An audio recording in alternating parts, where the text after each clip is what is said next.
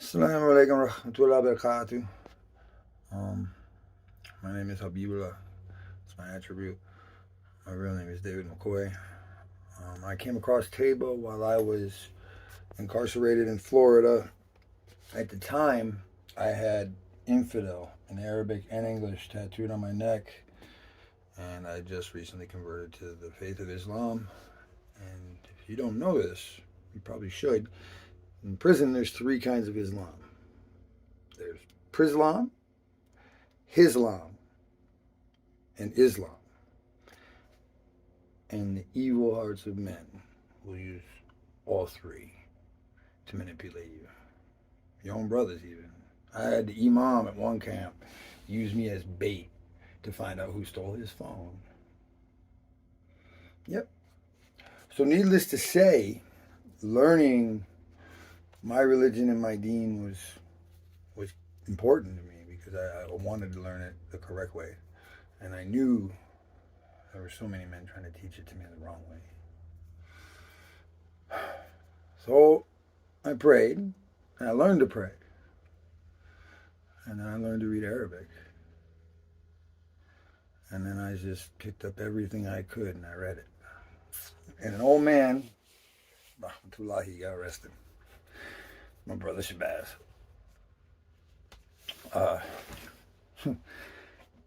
He was down 26 years, and I was a permanent in the Florida, Miami reception center. And he was in the medical block because his diabetes was really bad. And Brother Shabazz came up through the FOI. He used to be Fruit Islam. And I would get up after working in the kitchen, and I would go to the medical block, or the dorm, I should say, and I would get Brother Shabazz in his wheelchair, and I would push him around in circles. And everybody out there looking for shade. Brother Shabazz, he always wanted to sit in the sun.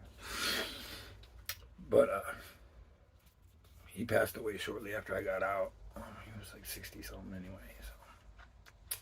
But he handed me a copy of Sahih al-Bukhari, and I read it, cover to cover, multiple times.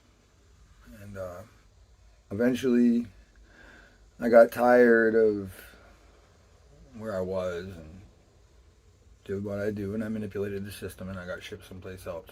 So they sent me to Madison Corrections. And as you can imagine, on an intake compound, there's not very many Muslims, you know.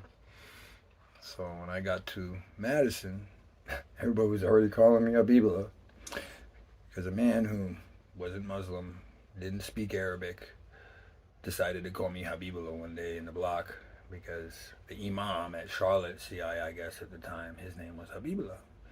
And he called him a shyster. Oh, shyster. He said, you know what a shyster is? I said, yeah, I know what a shyster is. He said, Habibullah, you know why I mess with you? I said, why? He says, because every time I see you, you got that rug on your shoulder. And he says, I got a homeboy back at Charlotte. And he said, every time I see you, he got a spot in the middle of his forehead from praying so much. And these guys are doing life, you know. And he said, he tells them all the time, he said, I got a spot for you anytime you want it. He said, oh, no. He was still playing games, dude, I guess. I don't know. Maybe Allah wasn't ready for him yet. Or maybe he wasn't ready for Allah. There you go. But the man started calling me Habibullah. And it stuck. It stuck like glue. And I didn't know what these people were calling me. So I asked old Brother Shabazz. I said, Brother Shabazz. I said, man, you gotta give me an attribute. He said, why? I said, because everybody's calling me Habibullah and shit. He says, well, Habib's a good name. I said, well, what's it mean? He said, I don't know. I could see him saying it. But anyway, eventually somebody did come along and told me what it means. And my God-given name is David. And if you research the name David, you'll find out that David was God's beloved. So you can imagine my surprise to find out people have been calling me beloved of God. And I didn't even know it.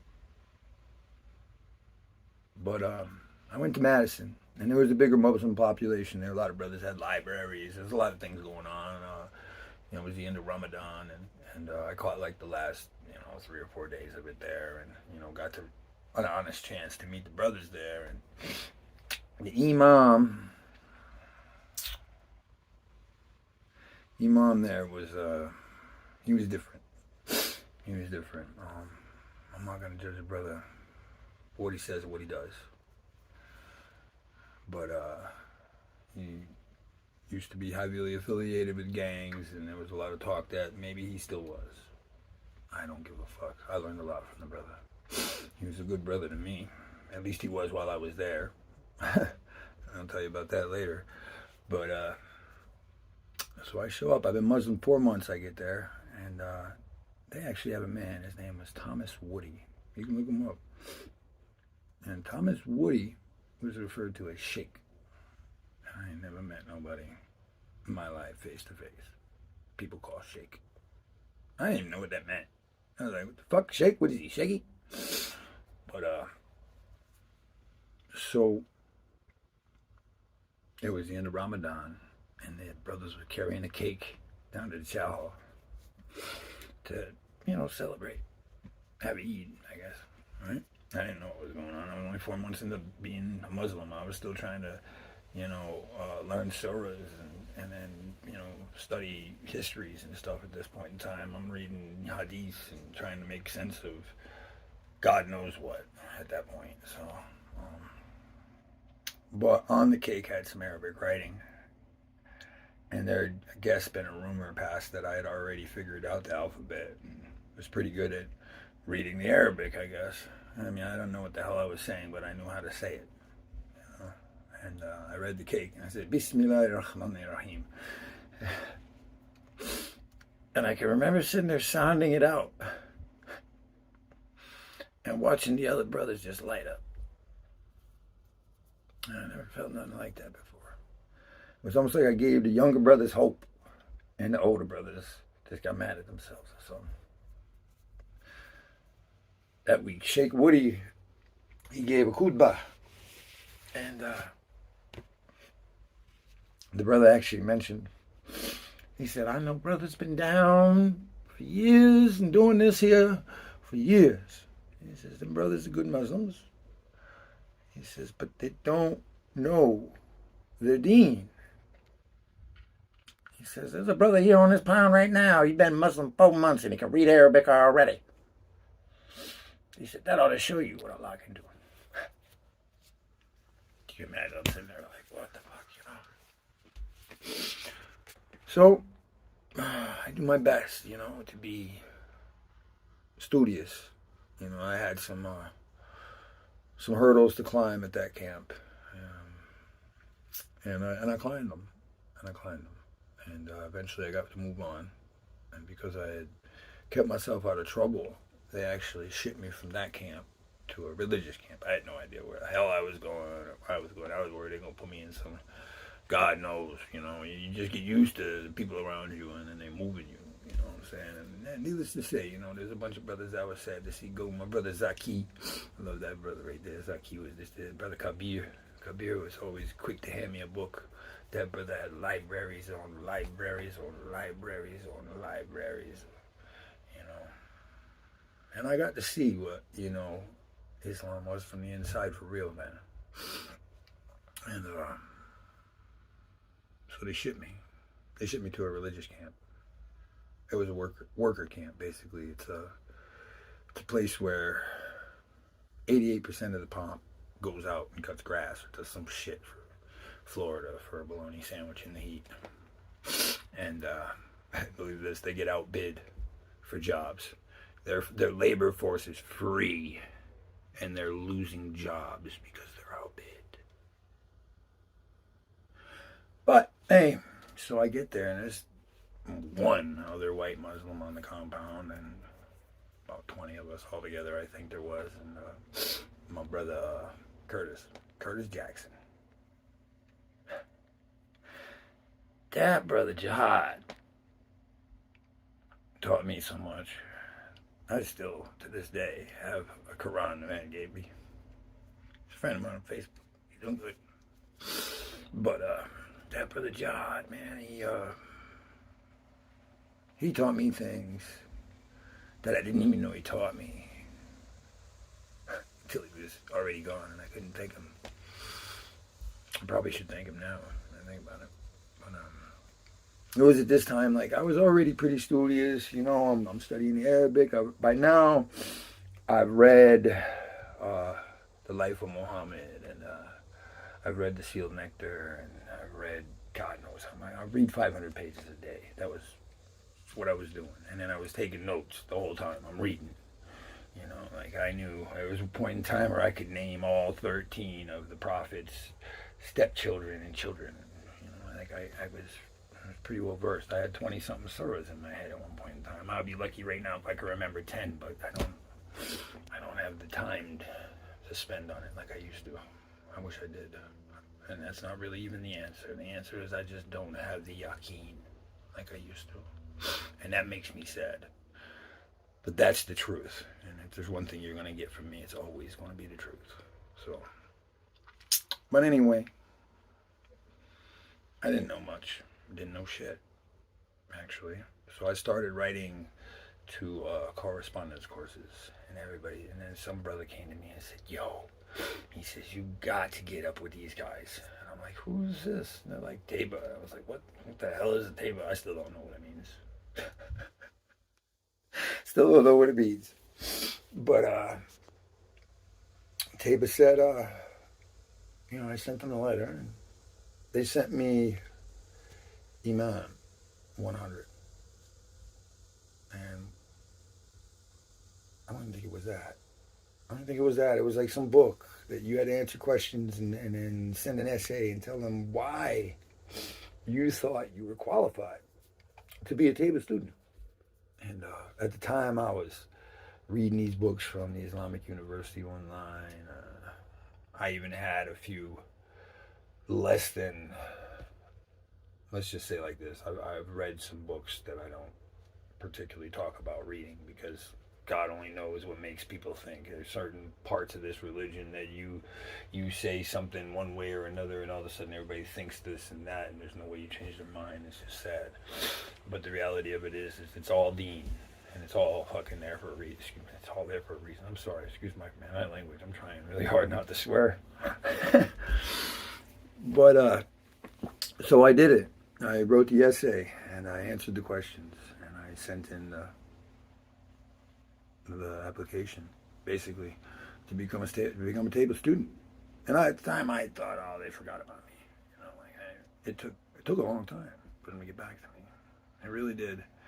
I think I even wrote them twice. I think I wrote them a second time just to say, like, hey, you know, I did this a while ago. You think did you get a chance to look at it, or did I fail? I mean, because you had to get a certain percentage on this test in order to qualify to be one of their students. Real talk. And when you're inside, when people ask you for a qualification before they'll allow you something, you know it's something worth having. I don't know if that makes sense to you. So, one day it came. And it was like the best day in prison. I got that book, The Muhammad, and it was so illustrated, full of colors, and all the brothers wanted to read it, and they all wanted to see what they just sent me, and I just buried myself in it. I did, because I knew that what I had in my hand was what I was looking for. It was the nuts and the bolts, the instructions. The if you get this part, Dave, ain't nobody got to tell you how to do anything. Because if nothing else, you might not know it all, but you will know enough to maintain your deen. And Imam 100, I did it. I still got the papers. I still got the essays. I wrote them. And this was a hard time for me, too, because I'm surrounded by Christians, and they won't let you take reference books out of the library unless you're like the imam or the rais.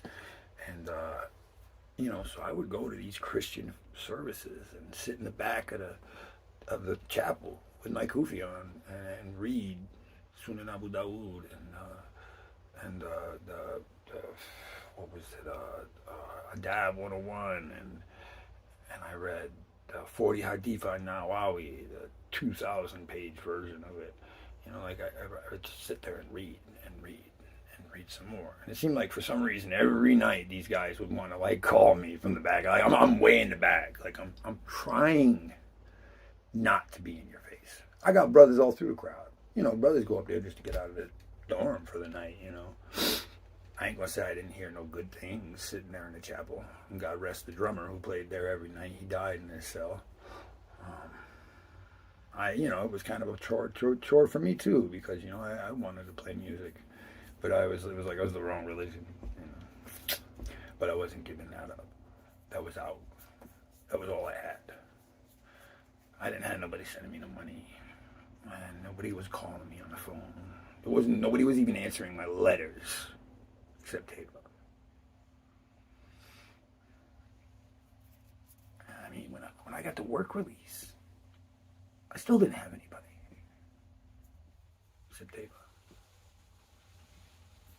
I mean, eventually I got in touch with my people, and you know, I worked some things out. But when you're inside, it's like you're standing on the moon. You're there by yourself. And just you in this crater. And you got to get to the other end of that summit somehow. And God knows what they put in front of you before you can get there. I've seen things in Florida's penitentiaries that would make most men not sleep at night. That's no shit. That's no shit. And I don't even care that I just swore about it, because that's serious. Like, I lose sleep over this stuff. You have no idea. Like, the evil that walks amongst the gates of those prisons. It's just something else.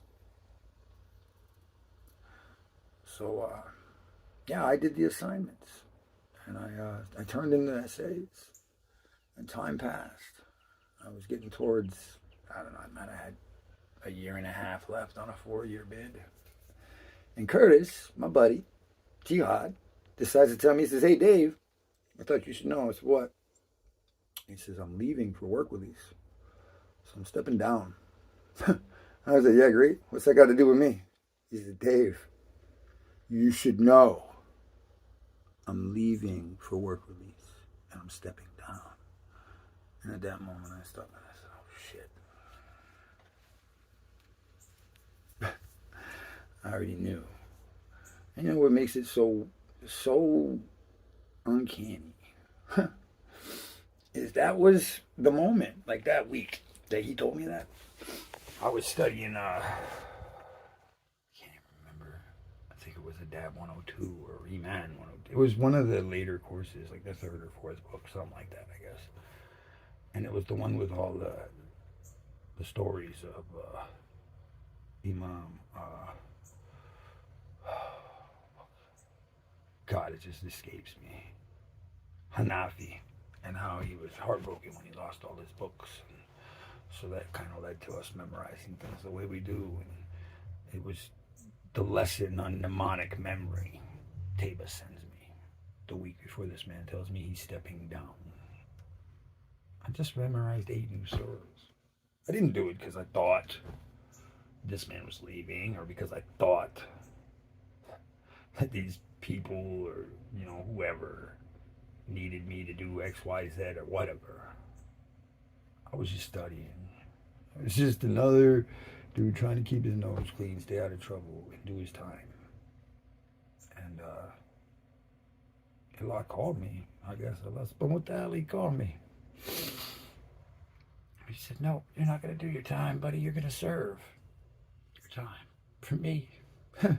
Pretty much. Because a week later, I was elected the imam. And I had no clue what I was doing at all. I took the books and I did what the books said. I appointed a rais. I appointed a head sharif. I appointed an assistant imam and a muezzin. You know, I kept myself sharp. I said, "Well, good Lord, what the hell is going on now?" You know what's crazy is the next day, a brother shows up. He knows 2/3 the kitab. But guess what? He looked us all dead in the face one day and said, "He's not qualified." Because that was a man who knew that even though he had a head full of Quran, that shaitan still had too much hold on him. And he couldn't be an example like he wanted to be the imam that he should have been, because it was his place. God knows I mean, Allah says it happens as it does, and, maybe so. Ain't no maybe, it is so. I know it is, but at the same time, it's like, what?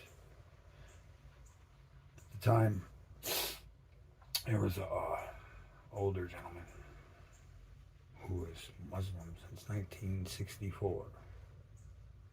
I'm born in 79.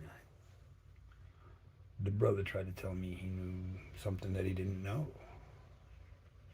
And I tried as uneagle-fied and I tried every way I could to look this man in the eye and say, oh, you ain't got to lie to me. You ain't got to tell me what you don't know. I know what you do know. And these brothers want to learn it. But that nation left so much hatred inside that man's heart. He couldn't do it. And I pray for that man still, He's a good brother. The good brother. I watched that man cry in front of the brothers after 2 weeks. Say, I'm not going to do it. I'm not going to be around. He excommunicated himself from all of us when they elected me. And I still salaamed him. I still tried to do everything I could to be the man's brother. But he didn't want that. That's not what he wanted. He wanted to be recognized for all his years, for all his knowledge. And that's not what being an imam is about. No, sir, it's not. I had brothers coming to me with real life problems. The wife cheating on them, having babies with women they weren't married to, wanting to know what it was to get married. I had to research the nikah prayer just so I could try to tell these brothers something, because now it's my duty to educate you about your deen. I got new prayer classes put in place for them.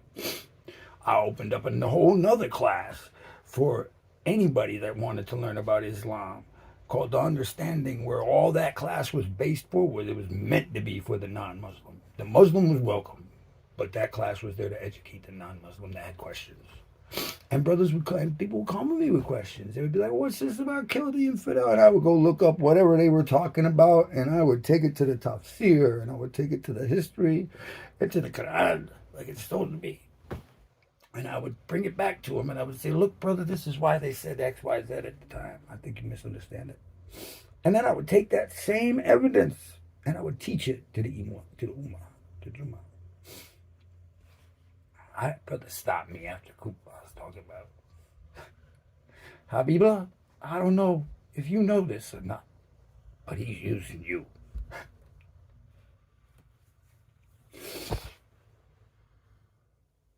He still uses me. He's still using me. He's going to keep using me. It's what I am. A fucking tool. At least I'm in the right box, see? I couldn't have done none of it without him. Tayba, the moment that the troubles with the Jummah started and the racism and the foolishness, they immediately, Brother Isa appeared on my kiosk. They started sending me books about writing khutbah. They started sending me books to help me acclimate these brothers. I went to the masjid. I'm leading prayer one day, and the brothers from the masjid had finally started showing up. I'd been to 4 prisons. I've been down 4 years. I've seen all kind of people come in and talk to them Christian boys. And nobody wanted to come talk to the Muslim. We talked amongst ourselves. Alhamdulillah. I'll never forget. I'm standing at the head of the ranks, and I'm leading the Dhuhr prayer in the classroom. And the imam from the Jacksonville masjid walks in the door and steps right into the ranks. Like it wasn't no thing. He doesn't know I know who he is.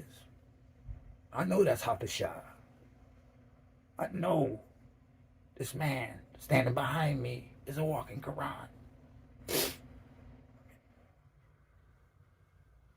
Brother, if I told you the blessings this Dean has given me, holy crikey, man, there's just no way to explain it. You can't. That's why it's divine. That's why they call them miracles. I tell you, I did my time. And in my time as Imam had come to an end. I knew it. And the troubles had become more than I could bear. And the weight, the burden, was weighing me down. And it was starting to make me somebody I didn't want to be. And I let go of it. I communicated myself from the entire Ummah at the end of Ramadan. And 2 days later, my custody drops. 2 days. My custody dropped to a 2. The custody that was never supposed to drop below a 3. They told me in my first 2 months, oh, you ain't going to work release. You got XYZ charges. Apparently, Allah had other plans, homie. Because when your custody goes to a 2, that means you're closed. That means you're open custody. And if you're open custody, Florida wants you out of their closed penitentiaries. Yep. And I was short. And I knew I had to make a move. So I signed up for the fastest thing moving. Nobody wanted to go there. Nobody wanted to go to freaking Densmore. Nobody. They knew it. Everybody, their turnover rate was ridiculous. They were sending people home left and right. But they were the fastest thing going. So I said, hell with it. Sign me up. 2 weeks later, I was gone. Moved on. Off to work release. And that's where Tayba's fiqh book found me. And that's where I got back in touch with a lot of my family. And that's where I finally got back in touch with my grandparents in Florida. God bless them. They're 84 and 86 years old. They've been together 64 years. 64 years. It's a long time. But when they said forever, they meant it. Just like when I said, I meant it. Now, I've been asked, oh, did you become Muslim just because you were afraid? Like, did you have sexual offender charges? No, I was in there for battery on a Leo. I knocked out a cop. Okay, so let's just kill that one. Did you turn to Muslim because you were afraid of other people taking advantage? No, I ain't never been afraid of nothing in my life. Ask about me. They'll tell you. I don't want to brag about it. It's not my kind of thing to do. I'm from the north end of Hartford. I was born in New Orleans. I've been to every ugly corner this country can give you. And I've done time in the worst. I've sat 4 weeks at Angola as a displaced inmate from New Orleans during Katrina. So, I've been places where you might want to be Muslim if you're a little white boy. But I wasn't Muslim then. That's the farthest thing from it. So work release, I figured out the trick there was getting through work release, stay at work. So that's what I did. I walked in the door with a target on my back and almost got through. Didn't make it out of orientation. I came in the door with a kufi on my head and redneck Mr. Fritz was right after me. There was two other cats that came in that day. One of them was my boy Desmond Leon. He's a good dude. And the other one was my homie Gary. I don't know what happened to Gary, but the guy, well, the first one I said, he was working for the sheriff's department already, cleaning stuff, I guess. So he walks in the door and says, oh, we've been waiting on you. And he looks at me and says, you can't keep all them books. I almost didn't make it out of that room. But alhamdulillah, something told me, And I stuck by it, and that's why I met my brother, Chris Mix. And that brother there was another good brother, man, to me. He just, he's doing good too. He had a child. He's out doing good, driving trucks. Sitting there with Curtis. A lot of brothers that I know from my dad that got out are doing good things, And they weren't all Tayba students, no. I think actually I think me and my brother Mac were the only two. And, but I'll tell you what, man.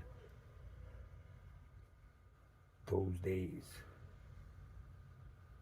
I wouldn't have made it without them. Those days.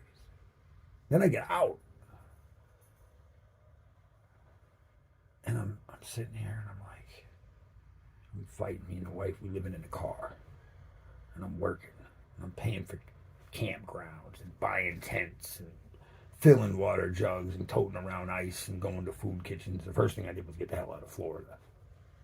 So that was number one. Number two, I picked my wife up in Naples, and we haven't left. We've been together since. So, but I'm recording this now, sitting on my back porch. You know, I run my own business. I'm a freshman in college. I just finished my first term. I know I passed one of them. I'm afraid to look and see if I passed the other one. I'm going to turn in everything else. Maybe we'll get a recap on that.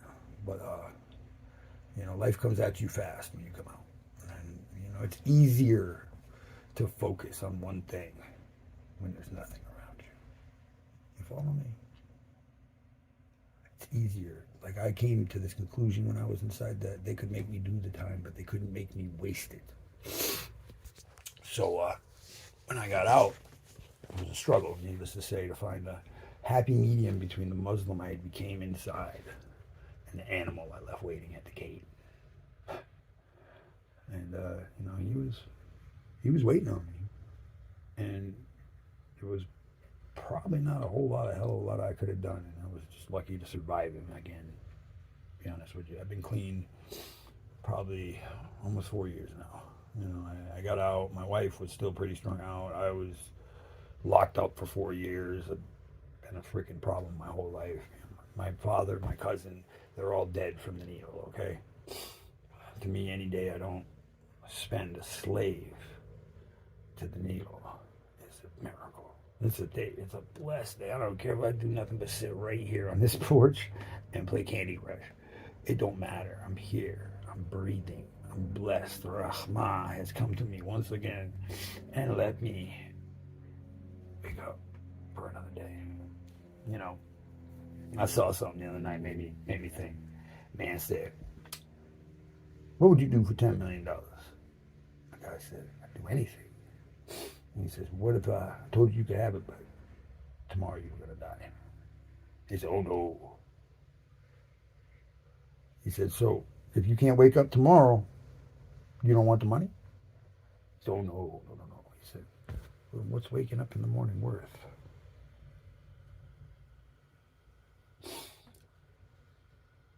I've been sitting here in this very same house at least twice since leaving prison, not knowing what I was going to do.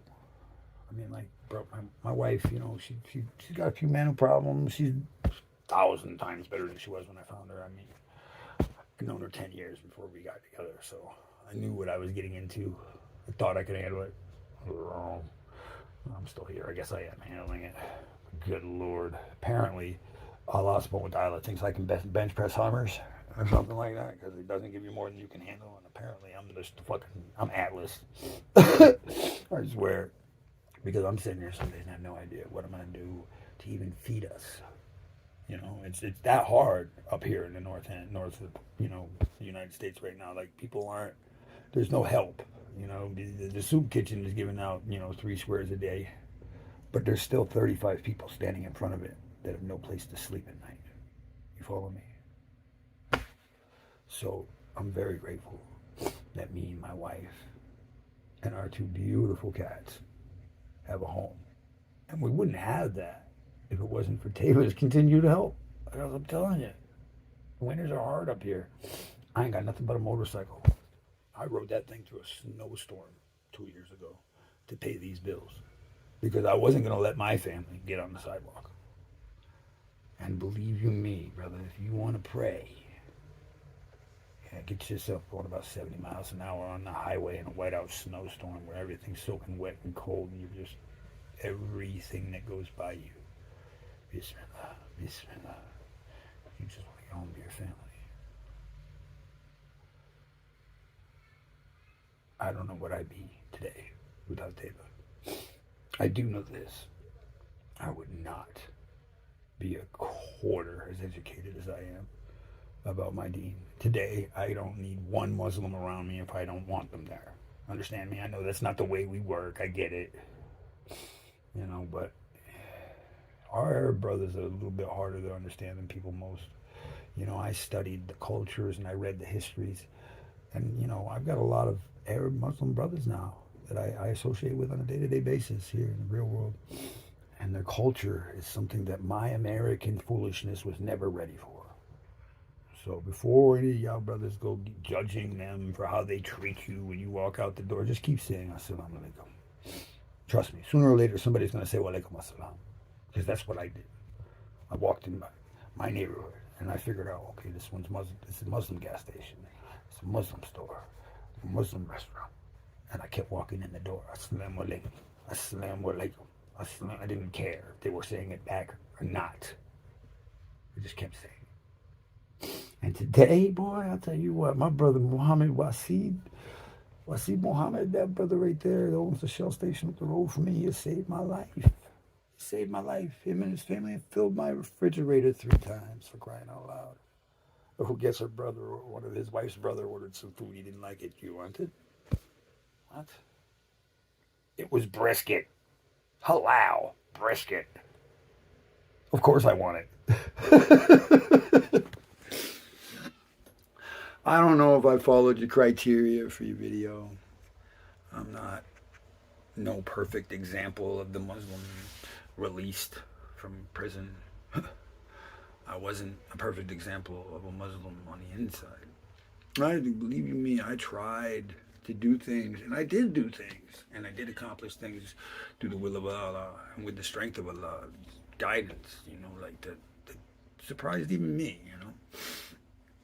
To walk into a 4-year bid and not even know Bismillah. I mean, like I was praying like a kafir, putting my head on the ground and talking to Allah subhanahu wa ta'ala like a Christian does Jesus. And then I learned. If I could say anything to the brothers on the inside, I got 2 things. 1, you're there. Use that time. Learn your deen. The card table isn't going to teach you to pray. The phone and your old lady on the phone worrying about Jody being at your house isn't going to help you learn to pray. How much you can steal from the chow hall, who's hustling cigarettes and tunchi or whatever they got going on wherever you're at. None of that is going to help you learn to pray and appreciate Allah. And I'm going to tell you something right now. I still to this day pray on the same rug that I left prison with. I got another one. I just like that one. Because at the end of the day, when it's all said and done, it's not where you are now. It's where you end. It's what you do before you meet your maker that matters. I'm not saying this fuck off until then. You know, I wasn't a good person for a long time.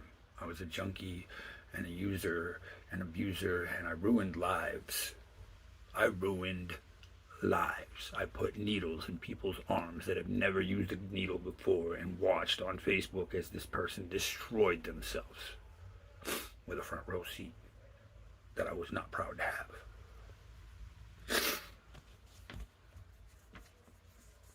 But Allah one day decided that you're Muslim and you're from the Ummah of Muhammad sallallahu alaihi wasallam. And on that day, I never once did I look back.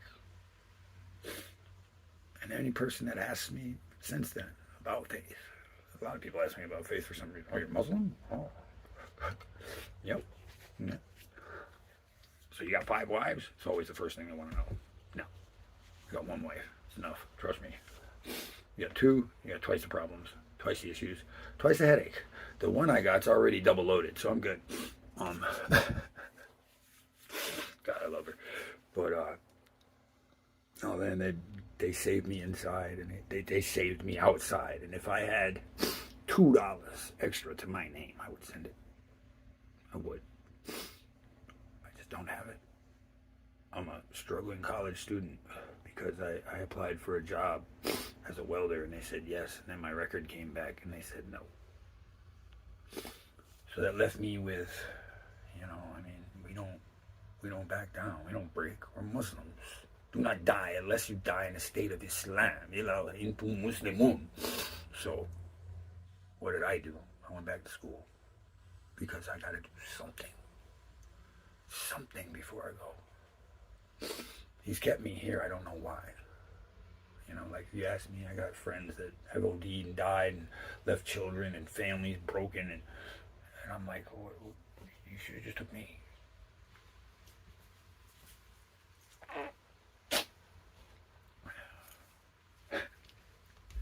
I'll leave you out with this, man. I read once in a hadith that those who will be closest to Allah subhanahu wa ta'ala on the day of judgment, Yom Kippur, I'm paraphrasing of course, will be he who was a just imam. And all I can do is pray for those few months that I was called upon to serve that ummah, that I was that. Assalamu alaikum wa rahmatullahi wa barakatuh. I